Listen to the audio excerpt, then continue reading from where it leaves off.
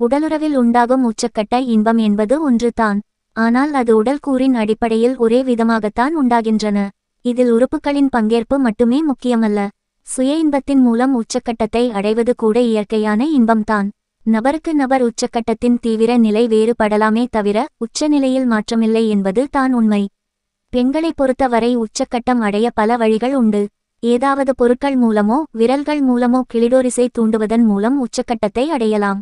ஒரு ஆணின் துணையோடு உடலுறவில் ஈடுபட்டு அதன் மூலமும் உச்சக்கட்ட இன்பத்தை எட்ட முடியும்.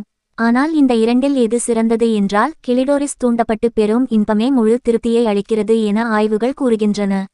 அதே சமயம் ஆணும் பெண்ணும் உடலுறவு கொண்டாலும் அதிலும் கிளிடோரிஸ் தூண்டப்பட்டுத்தான் ஒரு பெண் செக்ஸில் முழு மன திருப்தியை அடைய முடிகிறது எனவும் அந்த ஆய்வு கூறுகிறது.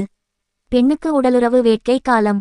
இன்னமும் விளக்கமாகச் சொல்ல வேண்டுமானால் ஒரு பெண் ஒரு மாத காலத்தில் இயல்பாகவே உடலுறவு கொள்ள வேண்டும் என்ற வேட்மிக அதிகம் உள்ள குறிப்பிட்ட வரையறுக்கப்பட்ட சில நாட்கள் உள்ளன. இத்தகைய உடலுறவு கொள்ள வேண்டும் என்ற வேட்கை அதிகமாக உள்ள காலகட்டத்தை அவள் கருப்பையில் ஊறும் பெண்மைச் சுரப்பி நீர் ஏற்படுத்தி தருகின்றது. அந்த காலகட்டம் எது?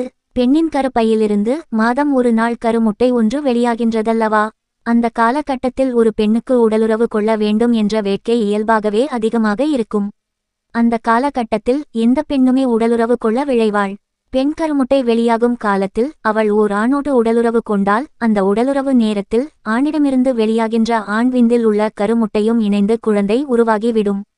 உயிரின உற்பத்திக்காக உடலுறவை ஏற்படுத்திய ஆண்டவன் ஒரு பெண்ணிடம் இத்தகைய நிலையை உருவாக்கி இன உற்பத்தியில் அவளைச் சிக்க வைக்கச் செய்த சதிதானோ இது?